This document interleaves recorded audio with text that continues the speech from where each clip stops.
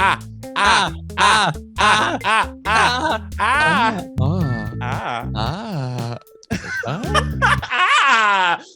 3, 2, 1. Hello. Messy.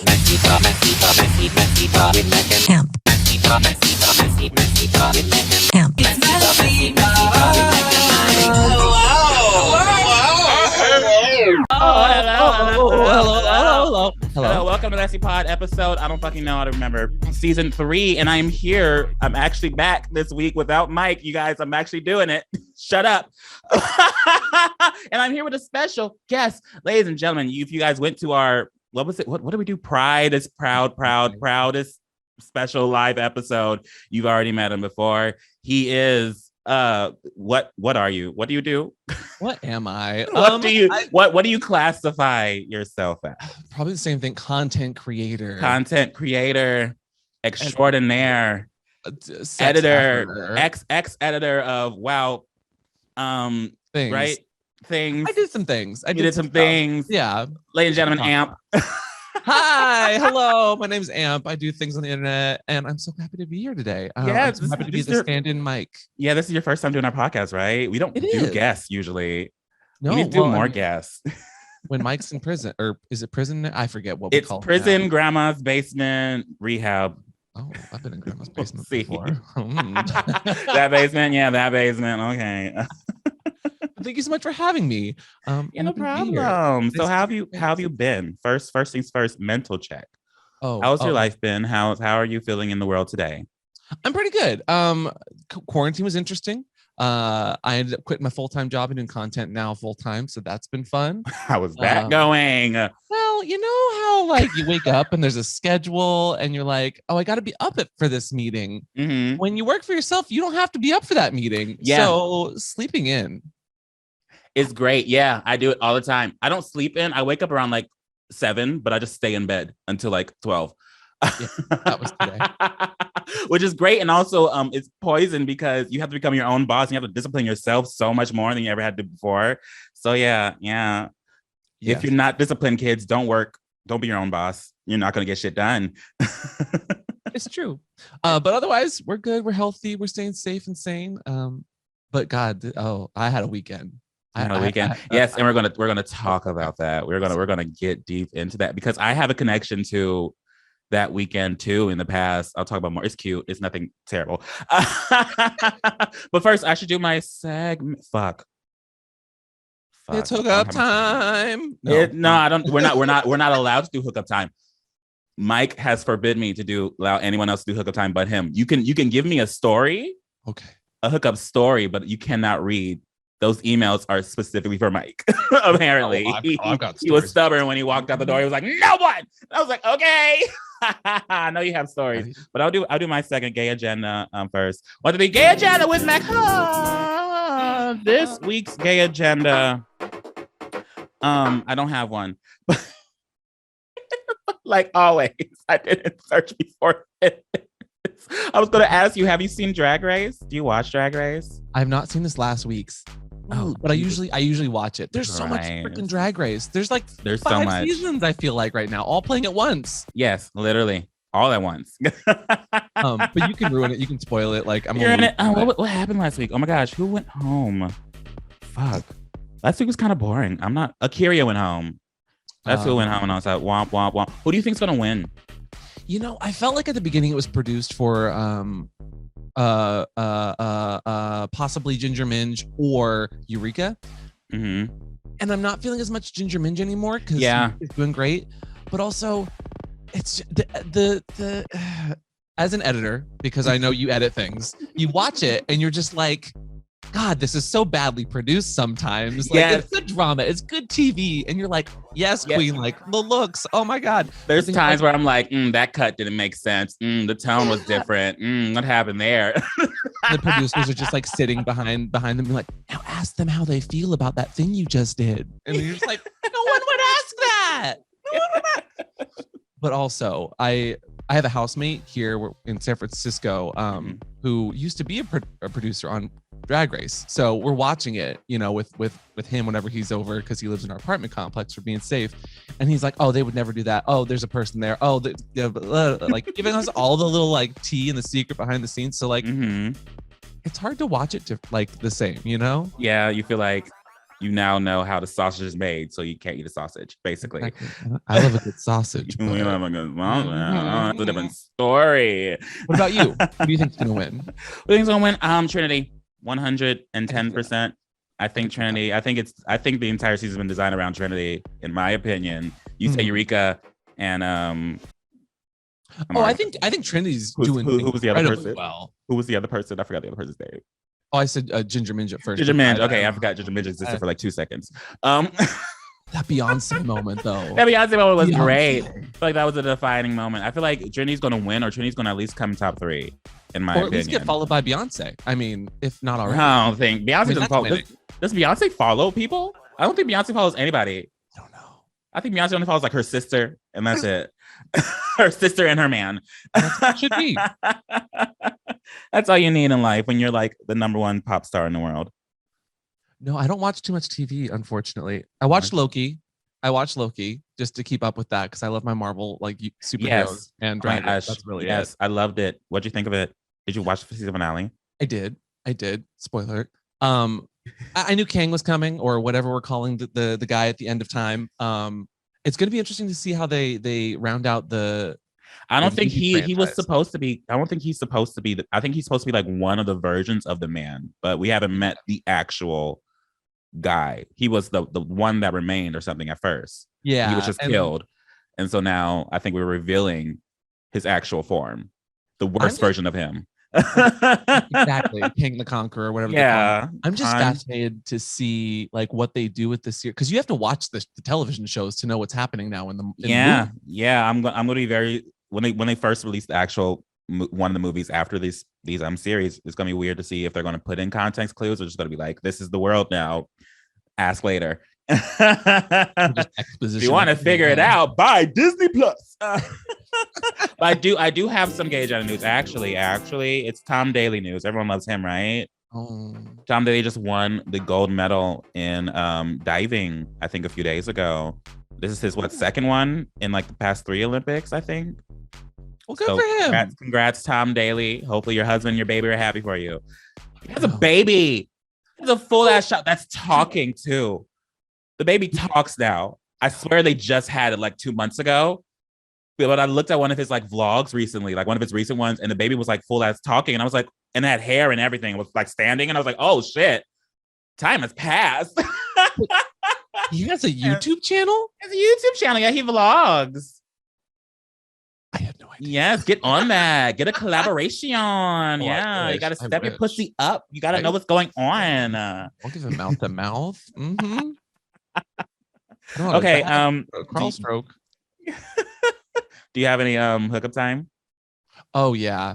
Oh. Want to give us a story? My gay agenda this last weekend was full. Is this hookup time / gay agenda? It's both combined. Oh my god. A DP, a double personal experience. Oh my god. It's DP time with Amp. It's DP time with Amp. Oh yeah. So let me paint you a story. Mac, this weekend was Dory or Folsom or Up Your Alley or whatever. It's called like 10 different things at this point in San Francisco, but it was pretty much the first like big street fair for sexual having sexy kinky people. Yes, so I'm aware. Yeah, you've been before allegedly. Yeah, I took a whisper of a walkthrough and I was spotted like 4 times, but no one took a photo of me. I feel like we're all like, yeah. We can't document this moment. Because I talked to no one, but I saw tons of photos of me anyway. Oh no, it's all good. So we kept it pretty safe. Like there's always like the house parties and the crazy like circuit parties, which we didn't do, but we went to the street fair, masks on, like had fun. We had some guests in town. But on the final day, my guest that was staying with me, we had like 2 or 3 hours before the flight to get home, and so. We're like getting ready to tie him up. He went and cleaned out. I've got like literally coils upon coils of rope. Okay. And I have a dungeon bed. Do you know what that is? No, what's a dungeon bed?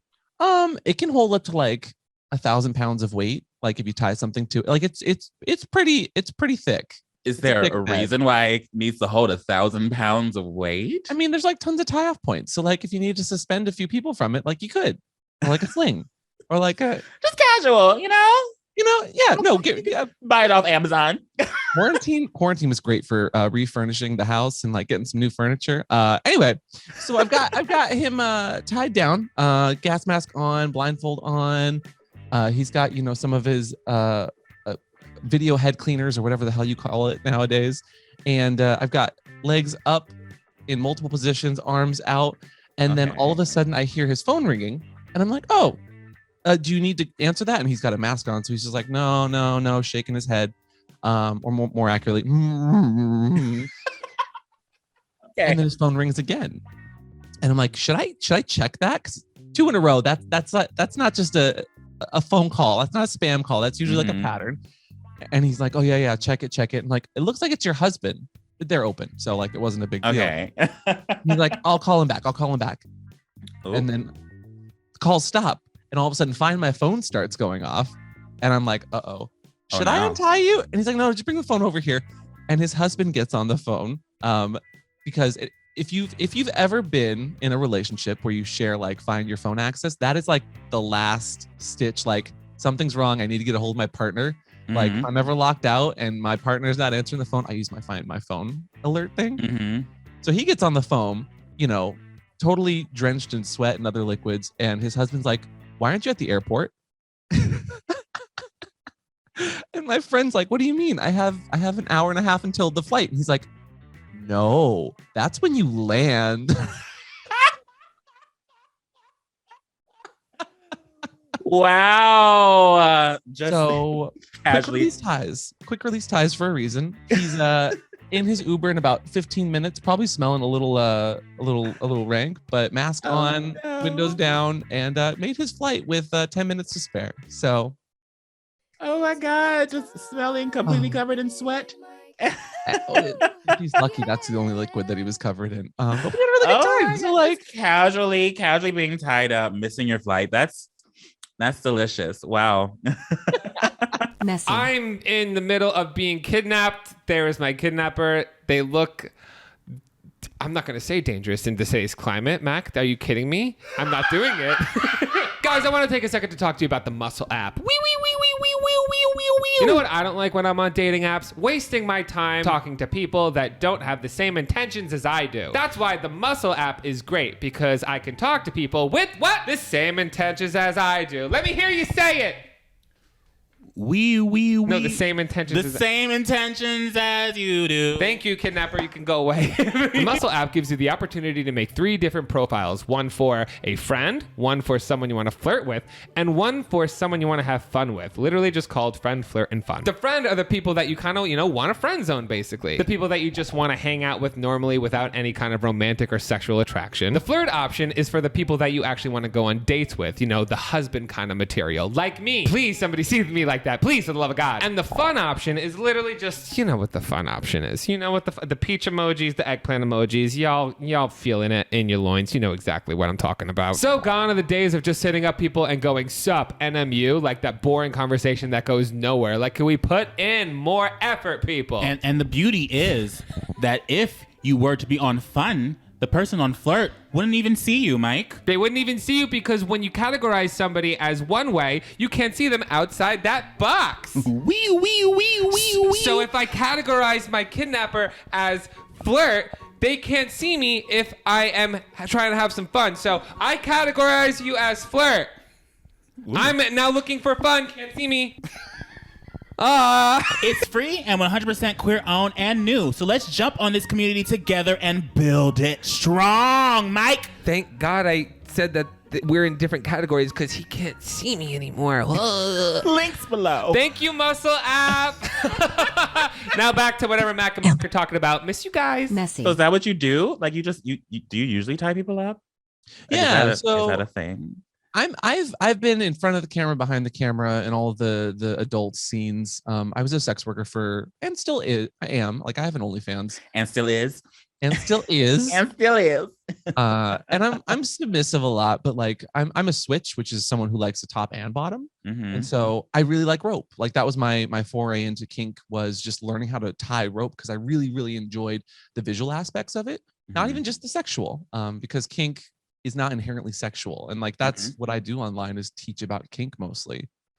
Yes, people that don't know, actually, Amp. What's the safe word? It's hard to say, I know. YouTube. They're a kink educational channel. They really, really teach you some cool kink stuff in a very, very friendly manner. You guys are like probably the most approachable in that subject, in my opinion. When it comes to people that are like outside, because I mean, the kink community can be very overwhelming. I've only experienced windows of it, and I'm an easily overwhelmed person, so I don't think I'm the person that can really comment that much. I am too. Like I'm such an introvert, but like to be extroverted on occasion. Like, so I get that. Yeah. And actually, Door Alley is where I that weekend is when I met my boyfriend. Not at the festival. No, he was just around, and I matched with him on Tinder, and then we went on a date. And then at the weekend after Folsom, because I came back, because I actually went to Folsom. I didn't go to Door Alley. I got scared. I was gonna go with my friend, and we both were like, I don't know. So we went to the Botanical Gardens first, but I actually went to Folsom. The weekend after Folsom, that's when Jake and I made it official. Cute. Oh yeah, San Francisco has a special place in my heart. Oh, and for those listening, like Folsom and Dory are two different weekends, but like Folsom's kind of the more all-inclusive, a bit more straight as far as crowds go, and like Dory is generally a bit more gay. But we'll see how that transpires. Is Dory smaller, or is like the same size? Dory's about half the size as Folsom usually. Okay. This year it was still pretty packed. Like we kept our masks on, but there was a lot of people. People want to get their freak flags flying. It's been a year. They were locked inside. They're ready to touch people. I support them. Hey, the Kinksters are ready for quarantine. Honestly, we all had our gas masks and like our masks ready. Exactly. So many. But Folsom is huge. Yeah. Folsom Festival is huge. It was so much bigger than I expected, and it was so packed. I was like, wow. Yeah. And the piss pool was flowing. That was a great sight, Allegedly. Allegedly. The puppy park, the baby park. There's all sorts of kinks. It's for everyone. Yeah, there is, and that's why we talk about it, because like we'll do stupid shit like we'll Good Mythical Morning Lube taste test sort of thing. Like we'll make it stupid and internety and challenging. We hope that like people learn things while watching us just be stupid and like shock ourselves with toys on accident, because that happens far more often than it should. Really? Have fun. Like we wouldn't exist without sex. What is the weirdest flavor lube that you found? Creme brulee. Surprisingly very good. Isn't that just sugar though? But it tastes like burnt caramel. It tastes like burnt caramel? So good. How does lube taste like burnt caramel? I'm gonna Google that. I'm gonna try that actually. Did it smell good? Yeah, it smells good. We what else? There was bacon, there was pumpkin spice latte. There, like that's the thing though. Those flavored lubes, like they might taste good, but I feel like in the moment, in the action, I feel like it would not smell great combined with everything else. It's messy. Definitely messy. Messy, yeah. And always water-based too. Like that, only the flavored ones are water-based. Do you not like water-based? Sticky. It's sticky. Are you a silicone boy? Yes, 100% silicone. Like, give me that slickness. It doesn't get sticky. It doesn't give you any like weird rashes or. What do you prefer? It's interesting. I mean, I usually do water-based because it's easier to glide things in compared to silicone. Sure, I guess. And water stays wet. You just have to add a little bit of spit, but like it tends to get more tacky. So I only use that with like butt plugs or other things that you kind of want to have a bit of a grip to it after a bit, if that makes sense. Once it's in or on or. Yeah, sure. I understand. Yeah, butt plugs, use them all the time. Yeah. What do you mean? I love that. Because I get that you're a very sex positive person, like in many different ways in how you kind of dance around topics on your channel, but just like still talk about it in such a way that like YouTube's like, not yellow dollar signing you. So I appreciate your vibe around those kinds of topics because you're like, I know what that is. I'm not going to tell you, but let's talk about it. Oh yeah, you can talk about it. I won't say it. I don't know. I'm still in like I talk about it all the time. I came from a Baptist background, so you know what I mean. Like I'm aware of these subjects, but like straight up talking about them for me is still like a mental struggle. Sometimes like I'm not supposed to. This is not supposed to come out. This is my mouth. I get it. I was raised Catholic too for 10 years. Yeah, my family is still very like behind closed doors kind of situation. So we don't really talk about this stuff with each other at all. And I just haven't gotten used to talking about that to people either. But yeah, I know what butt plugs is. I have like 3 sets of butt plugs. Oops. Not 3. Oh my god. Oh, 3. Oh yeah. No, my parents like they know. They're not gonna know. They might know. The big kinking, the sign that says kinky behind you. They know. My parents had never visited my place yet. But my parents knew when I worked at a place called Mr. S, which if you're a kinky gay person at all, you've probably heard of. And so my mom would like send Christmas stuff there because you don't send things to like a doorstep in California. It'll disappear. Yeah. So I know they've looked at their website and I'm definitely all over that website. But we avoid the topic, We avoid the topic. Oh, so you never like straight up told them about anything? I know how I would approach that conversation. Like the way that we're like destigmatizing stuff and teaching people and trying to like help the gay community, I think is a good thing, even if there's a lot of sex involved. My parents ever wanted to have the conversation. That's great. But like, that'll be on their terms, not. Yeah. Older generations, it's hard to approach them with everything. I mean, that'd be like trying to explain the internet and like making YouTube content or tweeting to your family. Yeah. Like they don't understand like the crazy ass shit that we put on the internet. Like normal people don't understand that. Exactly. Thank God for our audiences. Thank God for communities on the internet. Thank God for you guys. I had a question. I totally forgot about it. How many of those fairs have you been to, like Door Alley and Folsom? You travel. Didn't you have a title? I'm asking you so many questions right now. I'm just like no. Flying in. Ask him. Didn't you used to have a title, right? You used to be like called something. Yeah. You have a leather pageant. Explain. Tell me. Yeah. Okay. So first question, how many things have I been to? I don't even remember anymore. Like we used to we traveled every year, like for 7 or so different kinds of events every year. Like there's event season for the kink community. IML, MAL, MIR. I'm not just saying acronyms. These are all like events that happen. And one of those is called International Mr. Leather, which is a huge, I think Comic-Con, but for like sex leather.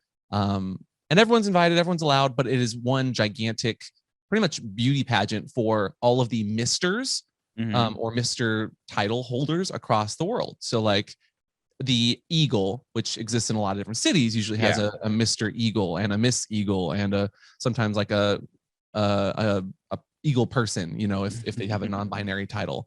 And so I was Mr. Friendly in 2019. I have to think 3 years now. It feels like forever. So I actually competed at International Mr. Leather in late 2019 or early 2020. I forget the dates. And came in 5th out of like 80 people. So that's cool. Okay. And that's when you come in 5th, that's the Mr. Friendly title, or? No, that was my title, was Mr. Friendly. Oh, Mr. Friendly. Where'd you get that from? It is a local organization here in San Francisco. It's Team Friendly now. It's not gendered. We moved away from that, thankfully. But it's a title about like destigmatizing sex, talking about HIV and AIDS, educating in that regard, and was started by a guy, his name is Dave, who was HIV positive and would continue to get like stigmatized or just like, called certain things like dirty, which we don't use anymore to talk about STIs or STDs. And so the title was just about educating, which was what I was already doing. And they gave it to me. So I've to this day never won a title. I've just been given and then competed. Always a bridesmaid. Wow. never the bride. Oh no. It's interesting. And then you worked at Mr. S. How long did you work there? I think for 4 years. I started in their phone room when I moved to San Francisco. And then I have a background in textiles and designing and creating shit. So not just YouTube stuff, and was running their like clothing lines as well for a few years.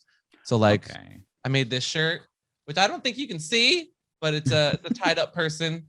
I used to make jock straps for a living. So. Oh, wow. Make me one. Okay. I know people. If you have questions, I'll send the Addy. Let's get that messy jockstrap line going. Hey. We'll connect. If you tell that to Mike, he'll be so down. You know him. Oh, I know. Mike will be very down. Okay. And then you used to do sex work, you said. I still do. Like still do. Me and my partner, Mr. Christopher, he's a big old daddy. He used to work. If you guys don't know who that is, you can Google him and you'll see a lot of him. Yeah, just be careful what you Google and where. But he used to work for Falcon, Hot House, Raging Stallion, whatever studio you want to name. He's been in the industry for like 30 years. So we talk a lot about sex and porn in everything that we do. He comes from kind of an older guard, which is like historically like has been in the community for a bit, whereas I'm more of like a new guard person. And where we collide is where people find entertainment, because we talk about the different generations and how the gay community or just the queer community in general has kind of progressed. And we've moved past all of these, be it HIV or AIDS or marriage equality or fight for your like lives marches. So it's a really interesting kind of, it's always an interesting conversation because he's so set in his ways and I'm always trying to be PC. And when you collide like that, it's interesting. But we do OnlyFans stuff. He produces stuff with me for What's a Safeword on YouTube, and I help him produce stuff for his fan sites, and we just kind of we vibe and have a good time. Interesting. So for sex work, let's talk about the money. Let's talk about the money. We gotta talk about the money for everything. I feel like we gotta destroy the stigma of money because we're starting to realize there's a reason why these billionaires get billions of dollars and we don't.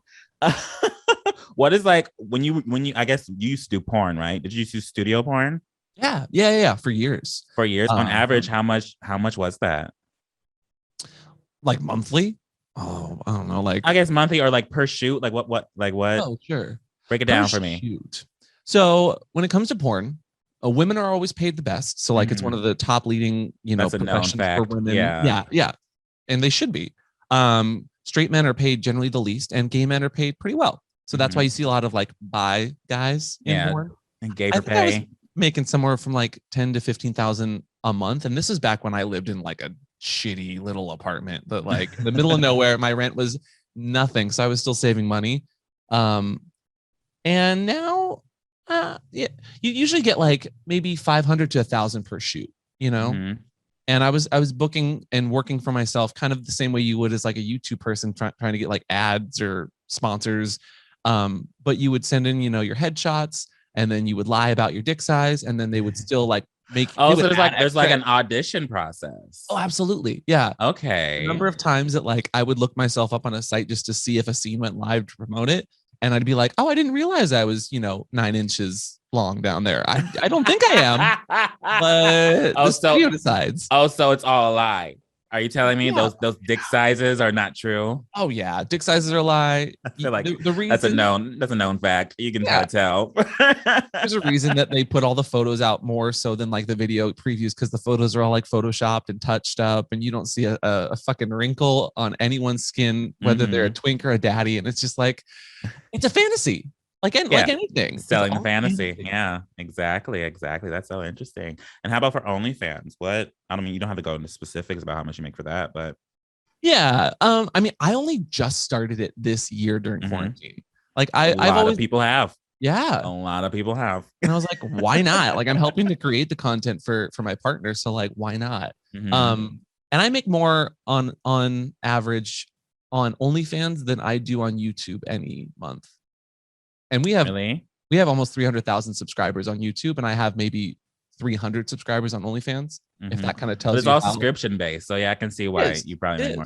Yeah, that's also the thing about YouTube. People don't know. People, if you're watching this on YouTube right now, you don't make that much money on AdSense. That is not a thing unless you're like the top 1% of YouTube creators. When you're in like a special program to do so, you do not make that much money on off AdSense.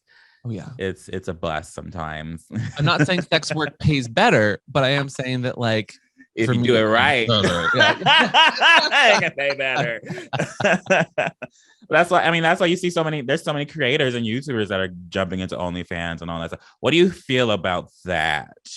Like regular like influencers joining OnlyFans just to post pictures of themselves in underwear. Sure.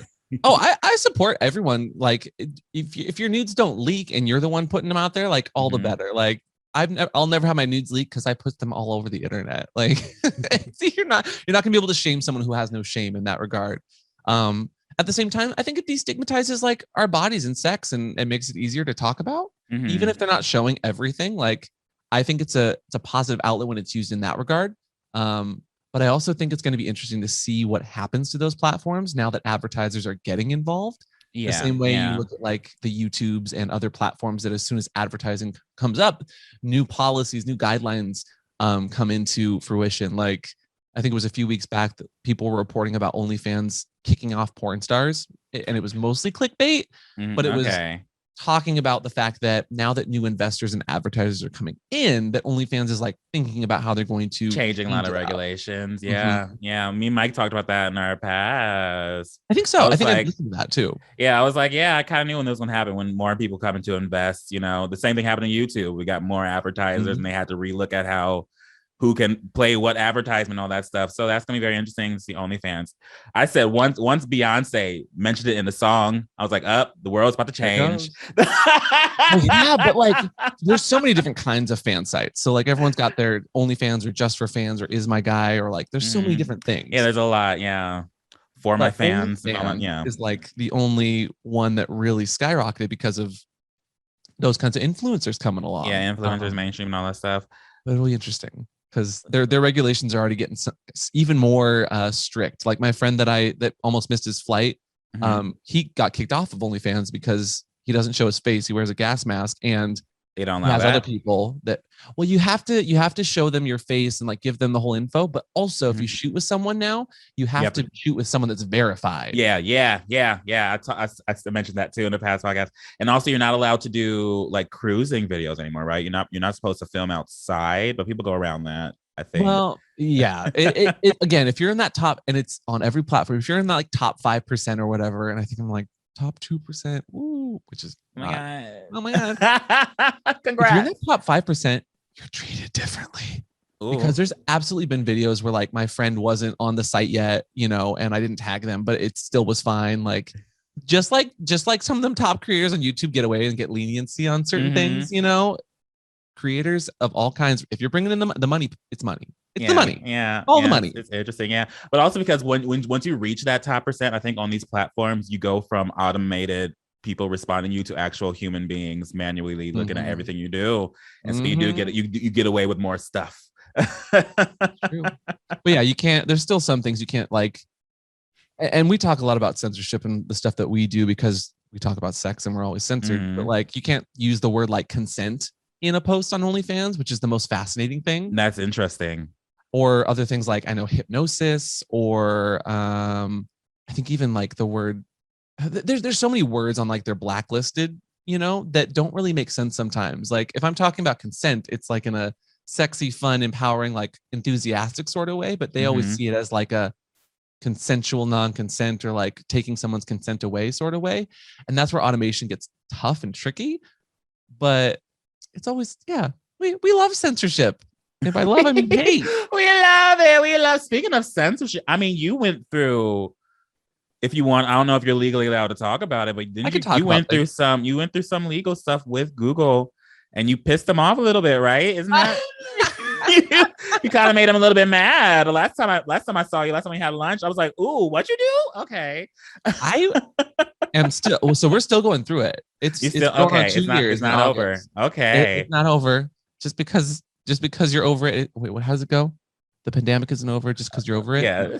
Same thing with lawsuits. So you know how YouTube can be sometimes with like the help and the automation and the algorithms.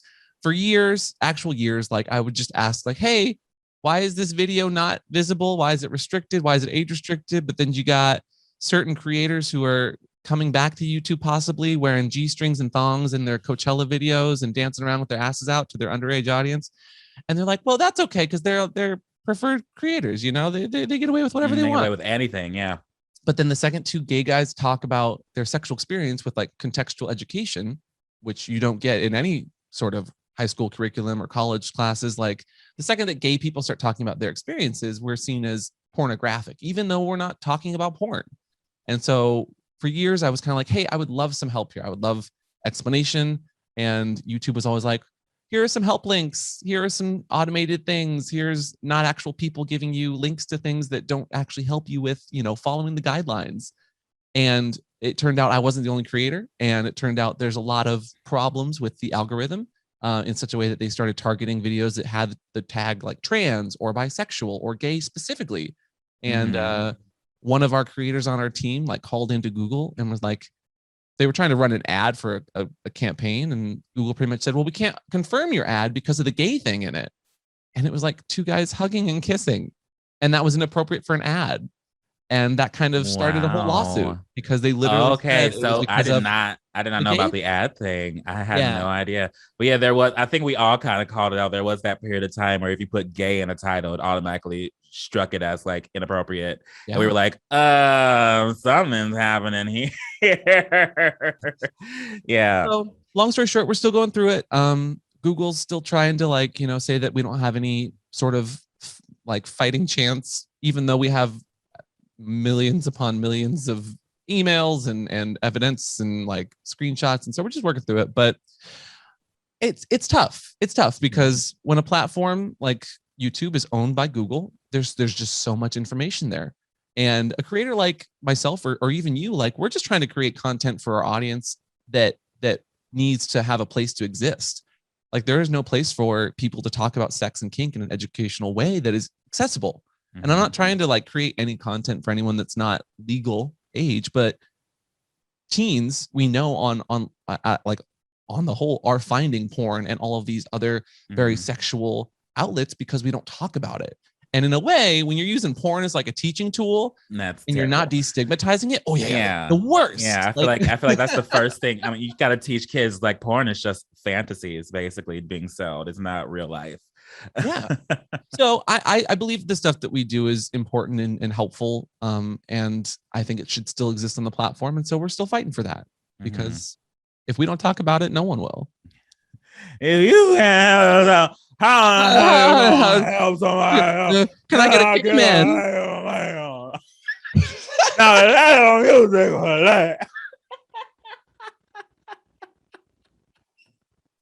Let the music play.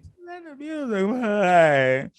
nice. I don't even know how long we've been going on for. I did not like start a timer. This thing does not even have a recording timer thing, but I think we're at like 35 probably. Okay. I can ask you a few more questions on that stuff. Let's talk more about the Kink festival you went to. Yeah. The Kink festivals you went to. What do you want to give me your opinion on some of them? What's like the worst one to go to? Tell the children. Oh no. Oh, that's not fair. Cause like I could better explain which one was more disappointing compared to what you expected. Ooh, Folsom every time. Every time? You think so? Why? It's turned into like almost like a parade or like a spectacle where, and I'm not even exaggerating, every once in a while you'll see a few families with their strollers at Folsom, and you're not even getting like an adult baby in the stroller. It's like a kid. And I'm just like, I saw that, and I was like, ooh. Don't do that. Okay. It's so frustrating because it's like we're just trying to have a space where adults can like be a little bit more expressive in a legal way. Like the city's letting us do it, and you're bringing your kids and actual dogs up in here, and you're making it crazy. And stop that, because then like the conservatives come back and they're like, look at this pride event, and we're like, that's not. No, it's not pride. Look at this pride event, idiots. Like look at the gays exposing themselves. Yeah, I saw someone in a full like Folsom was also the time I first found out there's like pony play.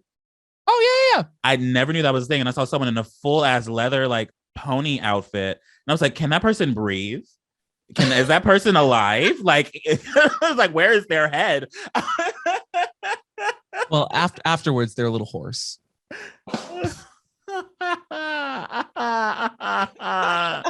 It's so funny. Matt, what pony play? Explain that to your audience, please. Pony. What is? I would love to hear you explain it. Explain what pony play. No. I want to hear. What's the safe word?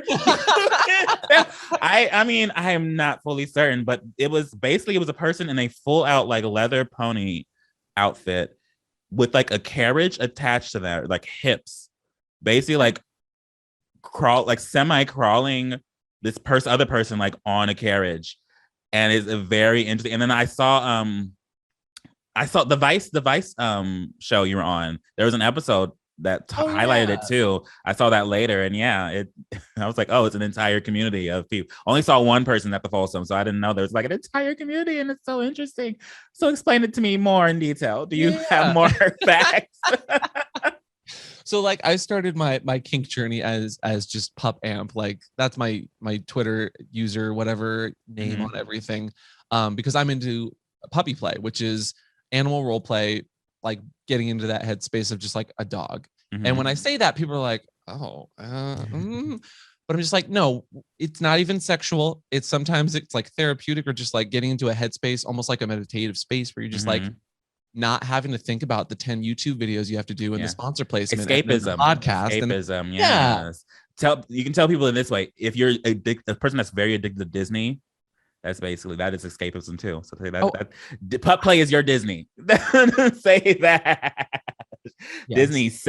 Disney capitalized on escapism, and people don't understand that. But if you watch Defunctland, they get you very deep details about that entire mess of Disney. Defunctland on YouTube. They get into deep details about Disney and how they do things, and how escapism is literally like their main selling point, and how Walt Disney used escapism basically to like lure in like the racists and all that stuff away from all the political changes that were it's like, well, I'm not surprised.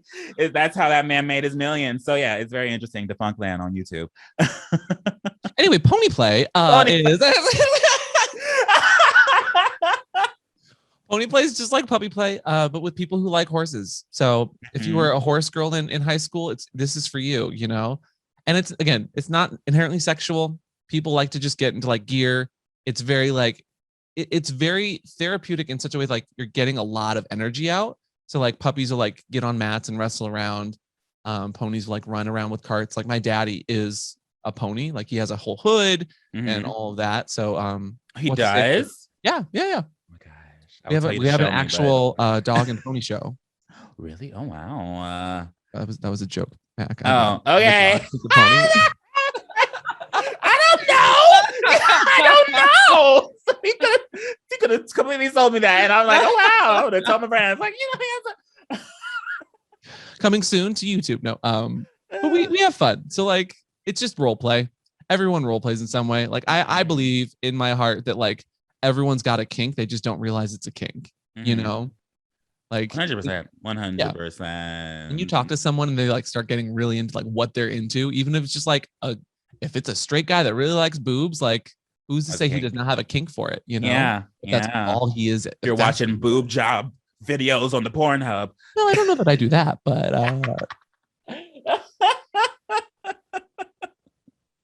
that's interesting. Wait, does he actually have a pony hood? Yeah. Or was that a joke too? Okay, No, I thought you said you were talking about the entire thing. Okay. I've got so many hoods. He's got hoods. We got gear. How much does gear cost? Like, how much does that gear cost? Because I know, like, when you get like premium top stuff, they can go into like the hundreds of dollars, of thousands, and all that stuff. So, oh yeah, I mean, like, you can get like a Wish like puppy hood for like $12, and it tastes. Is this you shouting on one of your videos on Watch the Safeword? YouTube.com/Watch the Safeword. It's not, but if you want to watch with the only video that ever went viral on our channel, go check out our Wish haul of Kink goods. Yes. Is it YouTube.com/Watch the Safeword, right? Yes, it is. YouTube.com. What was that? YouTube.com/Watch the Safeword. Wish. I wish they were still popular. But like you can get like a really cheap like puppy hood on there for like $12, but then like I've got some puppy hoods back there. They're like $500, that like custom, and someone made it by hand, and there's like, little like lightning bolts on it. So like if someone were to see it, like they know that it's my hood. So okay. How much did it cost? Like $500-$600. Okay, you said that so fast, like it was just half $1,000. People get really invested, Mac, you know? Yeah, it is an investment, but it's so interesting. It's the same with like when I found about like the furry community, how some people will spend like $10,000 on an outfit like that. And I'm like, Jesus Christ, you know, you pay a lot to feel happy. But that's why the puppies are like such a big part of the community now. Puppies came out of nowhere, you know, 15 years ago or so. Like it wasn't a big thing until people could start customizing very much similar to the fursuits. Like, because then they can make their little like superhero puppies, like lycra, spandex, like everybody's got their own puppy hood now, and they're all some sort of customization of some kind. Like Kinksters have a lot of money, you know, and that's why the gays are always the gays at their disposable income. Yeah, you know, we're powerful. If we just pulled that together, we can rule the world. Hi, gay. Hi, gay. Happy Pride Month. Happy Folsom. Yay. Happy Folsom. Yay. Oh my gosh. I think we should. Anything else you want to add? Anything else you want to shout out to my audience? Shout out to like the 32,000 people who are going to probably watch this. Oh my God. That's our app. Not even 32. That's giving good, you. No, I would say 14,000. It used to be 32,000, but then we started doing the Zooms for a season, and then people kind of fell off because of that. And we've been trying to get people back, but they haven't come back yet. Hi. So back to Zooms. Hey, y'all missed this. Oops. You said you want to talk about hanky codes, and I don't know if you still wanted to hanky go that. Oh yes. Oh my God. Yes. Oh my God. Thank you for reminding me. That'd be a good thing to end this on. But for our proudest pride of pride live show that we did. They pride one more time. Yeah, whatever we said. In 2020, you came on AMP and you talked about the hanky code, and I wanted you to kind of repeat and give people like a flash lesson about it. What exactly is the hanky code? Or should I try to describe it in the best way?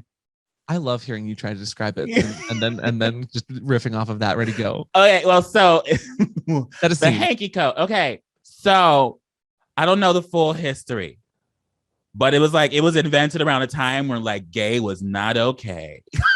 Is gay okay now? Is it now? No, it's more okay. You know, Lil Nas X is this, you know. Lil Nas X, he's the only one. He's the only one they've acted a little bit. Some of them have, not all of them. But basically, it was like it's handkerchiefs that like people will wear in the back of their pants, to signify what they were into and like the type of like kink they would do, or just the type of like sex they would have. Yeah. Yeah, no, yes, yeah. Good job. That's not so, I don't know how to give us more details, Amp. So, that was really good. That was like a B+. I'll give you a B+ on that explanation. Thank you.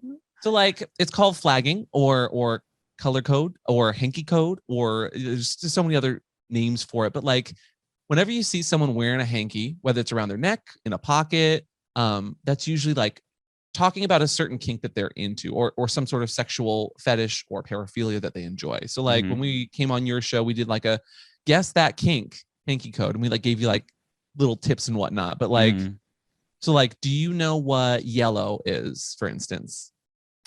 Like, think about it. That was piss play, right? Yeah. Okay. Well, yeah. Or like so everyone knows yellow. Everyone tends to know black and blue or red. Like red's a very big one as well. Like that's what is red? Fisting? Okay. Yeah. But the hanky code kind of started, and it derives from actual like square dancing. So like it used to be back in the day during the gold rush, people not only wore hankies to keep their faces, you know, out of the dirt, but then when they would go square dancing, sometimes, generally more often than not, you'd have more of one faction over the other.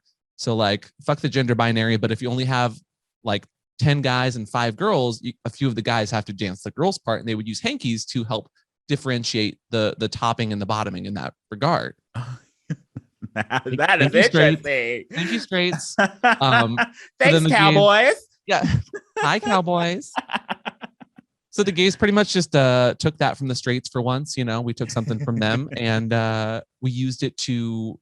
First, we used keys to differentiate like top and bottom in bars back when it was illegal to be in a gay bar and like be gay in a bar. How would you use the keys? Like your house keys.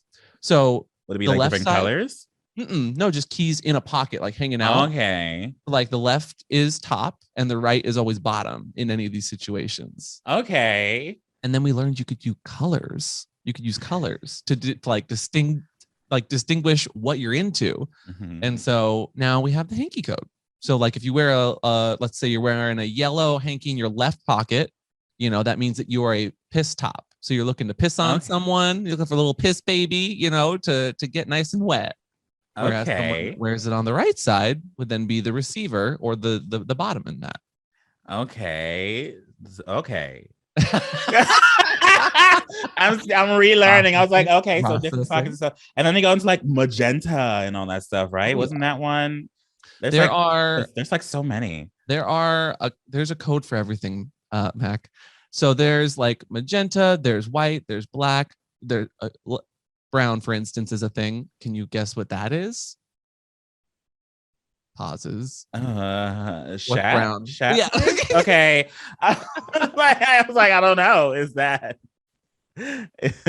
They've got like mosquito nets is for like outdoor sex. Like if you wear a mosquito net in your pocket, celery is brunch.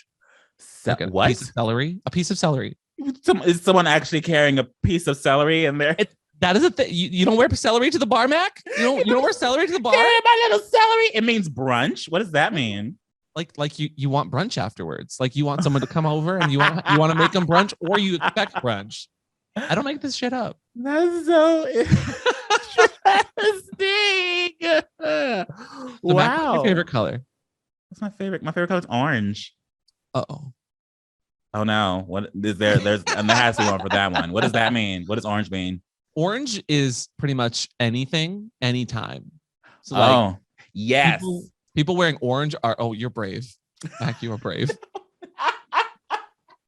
You said, I want brunch, and I might be, I want fist me, piss on me, shit on me, and then I get brunch afterwards. I've never had any shat or shit on me, but like, I know some people are into it, and I'm just like, okay, good. Yeah, some people. You go, girl. You do the damn thing. That's not allowed at Folsom. Right, I believe. I can't seen answer it. That question. I don't know. I can't answer that question, Mac. I can. So I can. Oh, can I? I'm going to. You're going to. It took up time with not me. Okay. I used to live with someone who was, they were a kinkster. And I was listening to a podcast about like sex stories that people tell, but anonymously. And they were talking about, the poop stuff. And like halfway through this story, I was like, oh my God, this is my roommate. And we were roommates. They were roommates. And bless their heart. I brought it up to them at one point and they were like, oh, you heard it? Oh, what'd you think? And I was just like, I can't answer that question. I plead the fifth. I'm gonna bowel move this conversation on, and here's your rant for the month. My God. And on that note, where can people find you, Amp? If you want to see all my shitty takes, you can find me at Pup Amp everywhere on the internet. You can find us at What's the Safe Word, and we had a podcast as well, which if Mac doesn't kill me by the end of this plug, we're gonna go talk about some more gay shit on What's Your Safe Word. But thank you so much for having me on, Mac. Yes, and you can find me anywhere if you search Mac. That is shit. Oh fuck. Oh, that is VITAMIN. VITAMIN. And I'm not shouting out the person because I don't want to deal with that. But that was usually Mike's problem. And I forgot until right now. So the person for last episode, I am so sorry. Congrats to you. I'll put it in front. I'll put it right in front of my face. Boom. Yay, you won. Congrats. But anyways, you can find this podcast anywhere if you search MessyPod. It's MessyPod on Twitter, Instagram, TikTok. Email us anywhere. Email us anywhere. Email us at MessyPod@gmail.com. Your hookup times, your gay agendas, your what the fucks and all that stuff. Hookup times will be on hiatus for a few weeks, so you can probably hold on that for a second. And that's it, basically. Yeah, you've been douched. You've been douched. Thank you.